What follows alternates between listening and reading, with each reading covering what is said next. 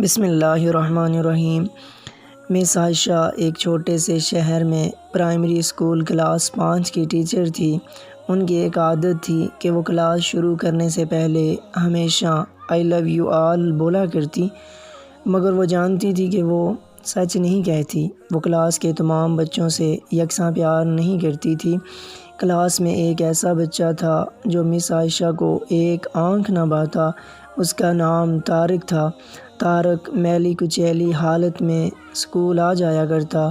اس کے بال بگڑے ہوئے ہوتے، جوتوں کے تسمے کھلے ہوئے، قمیض کے کالر پر میل کا نشان۔ لیکچر کے دوران بھی اس کا دھیان کہیں اور ہوتا۔ مس عائشہ کے ڈانٹنے پر وہ چونک کر انہیں دیکھنے تو لگ جاتا، مگر اس کی خالی خولی نظروں سے انہیں صاف پتہ لگتا رہتا کہ طارق جسمانی طور پر کلاس میں موجود ہونے کے باوجود بھی دماغی طور پر غائب ہے۔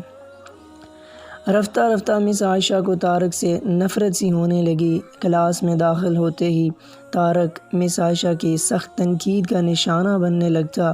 ہر بری مثال طارق کے نام سے منسوب کی جاتی۔ بچے اس پر کھلکھلا کر ہنستے اور مس عائشہ اس کی تذلیل کر کے تسکین حاصل کرتی۔ طارق نے البتہ کسی بات کا کبھی کوئی جواب نہیں دیا تھا۔ مس عائشہ کو وہ ایک بے جان پتھر کی طرح لگتا جس کے اندر احساس نام کی کوئی چیز نہیں تھی۔ ہر ڈانٹ، طنز اور سزا کے جواب میں وہ بس اپنی جذبات سے عاری نظروں سے انہیں دیکھا کرتا اور سر جھکا لیا کرتا۔ مس عائشہ کو اب اس سے شدید چڑ ہو چکی تھی۔ پہلا سیمسٹر ختم ہوا اور رپورٹیں بننے کا مرحلہ آیا تو مس عائشہ نے طارق کی پروگریس رپورٹ میں اس کی تمام برائیاں لکھ ماریں۔ پروگریس رپورٹ والدین کو دکھانے سے پہلے ہیڈ ماسٹرز کے پاس جایا کرتی تھی۔ انہوں نے جب طارق کی رپورٹ دیکھی تو مس عائشہ کو بلا لیا۔ مس عائشہ، پروگریس رپورٹس میں کچھ تو پروگریس بھی نظر آنی چاہیے۔ آپ نے تو جو کچھ لکھا ہے اس سے طارق کے والدین اس سے بالکل ہی نا امید ہو جائیں گے۔ میں معذرت خواہ ہوں، مگر طارق ایک بالکل ہی بدتمیز اور نکما بچہ ہے۔ مجھے نہیں لگتا کہ میں اس کی پروگریس کے بارے میں کچھ لکھ سکتی ہوں۔ مس عائشہ نفرت انگیز لہجے میں بول کر وہاں سے اٹھ آئیں۔ ہیڈ ماسٹرز نے ایک عجیب حرکت کی۔ انہوں نے چپڑاسی کے ہاتھ مس عائشہ کے ڈیسک پر طارق کی گزشتہ سالوں کی پروگریس رپورٹس رکھوا دیں۔ اگلے دن مس عائشہ کلاس میں داخل ہوئیں تو رپورٹس پر نظر پڑی۔ الٹ پلٹ کر دیکھا تو پتہ لگا کہ یہ طارق کی رپورٹس ہیں۔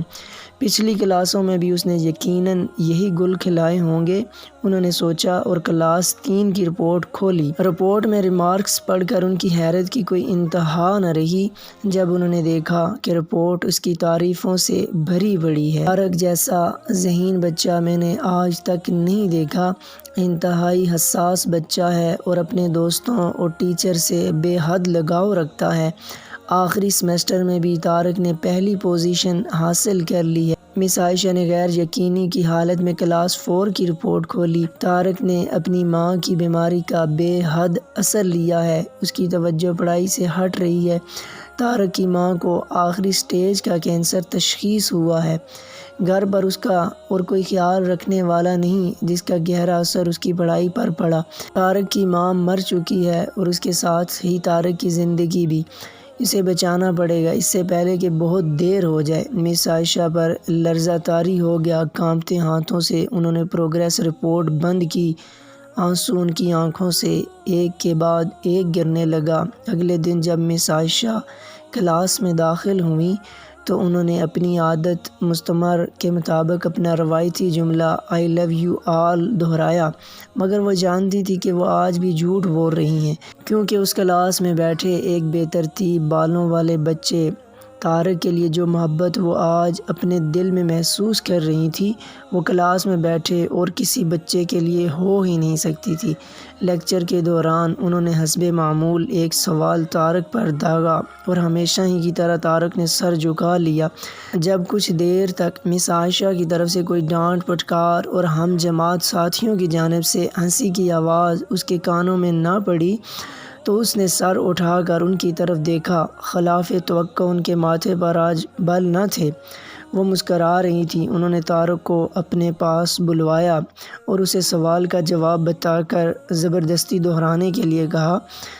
طارق 3-4 دفعہ کے اصرار کے بعد آخر بول ہی پڑا۔ اس کے جواب دیتے ہی مس عائشہ نے صرف خود پر جو شاندار انداز میں تالیاں بجائیں بلکہ باقی سب سے بھی بجوائیں۔ پھر تو یہ روز کا معمول بن گیا۔ مس عائشہ ہر سوال کا جواب اسے خود بتاتی اور پھر اس کی خوب پذیرائی کرتی۔ ہر اچھی مثال طارق سے منسوب کی جانے لگی۔ رفتہ رفتہ پرانا طارق سکوت کی قبر پھاڑ کر باہر آ گیا۔ اب مس عائشہ کو سوال کے ساتھ جواب بتانے کی ضرورت نہ پڑتی۔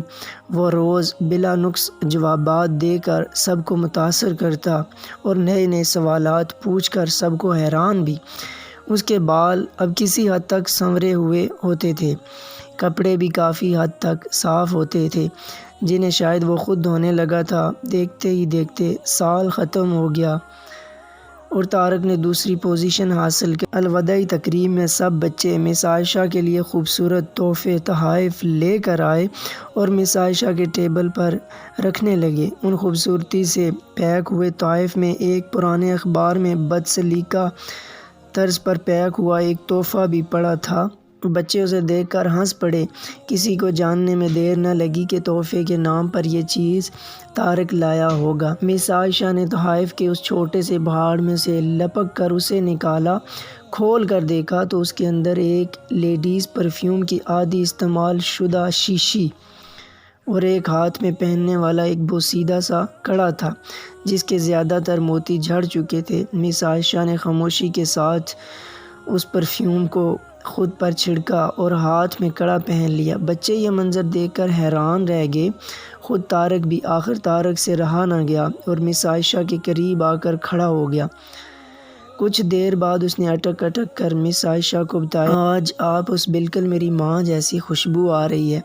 وقت پر لگا کہ اننے لگا، دن ہفتوں، ہفتے مہینوں اور مہینے سال میں بدلتے بھلا کہاں دیر لگتی ہے، مگر ہر سال کے اختتام پر مس عائشہ کو بھی طارق کی طرف سے ایک خط باقاعدگی کے ساتھ موصول ہوتا جس میں لکھا ہوتا کہ میں اس سال بہت سارے نئے ٹیچر سے ملا مگر آپ جیسا کوئی نہیں تھا۔ پھر طارق کا اسکول ختم ہو گیا اور خطوط کا سلسلہ بھی۔ کئی سال مزید گزرے اور مس عائشہ ریٹائر ہو گئیں۔ ایک دن انہیں اپنی ڈاک میں طارق کا خط ملا جس میں لکھا تھا، اس مہینے کے آخر میں میری شادی ہے اور میں آپ کی موجودگی کے سوا شادی کا نہیں سوچ سکتا۔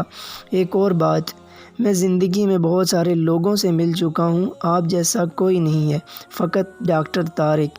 ساتھ ہی جہاز کا ریٹرن ٹکٹ بھی لفافے میں موجود تھا۔ مس عائشہ خود کو ہرگز نہ روک سکتی تھی۔ انہوں نے اپنے شوہر سے اجازت لی اور وہ دوسرے شہر کے لیے روانہ ہو گئیں۔ عین شادی کے دن جب وہ شادی کی جگہ پہنچیں تو تھوڑی لیٹ ہو چکی تھیں۔ انہیں لگا تقریب ختم ہو چکی ہوگی، مگر یہ دیکھ کر ان کی حیرت کی انتہا نہ رہی کہ شہر کے بڑے بڑے ڈاکٹر، بزنس مین اور یہاں تک کہ وہاں موجود نکاح خواں بھی اکتایا ہوا کھڑا تھا۔ مگر طارق تقریب کی ادائیگی کے بجائے گیٹ کی طرف ٹکٹکی لگائے ان کی آمد کا منتظر تھا۔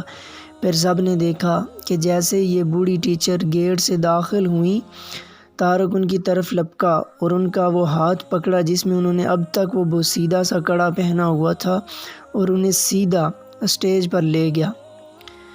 مائک ہاتھ میں پکڑ کر اس نے کچھ یوں اعلان کیا، دوستو، آپ سب ہمیشہ مجھ سے میری ماں کے بارے میں پوچھا کرتے تھے اور میں نے سب سے وعدہ کیا تھا کہ جلد آپ سب کو ان سے ملواؤں گا۔ یہ میری ماں ہے۔ عزیز دوستو، اس خوبصورت کہانی کو صرف استاد اور شاگرد کے رشتے سے منسوب کر کے ہی مت سوچیے گا۔ اپنے آس پاس دیکھیے، طارق جیسے کئی پھول مرجھا رہے ہیں جنہیں آپ کی ذرا سی توجہ، محبت اور شفقت نئی زندگی دے سکتی ہے۔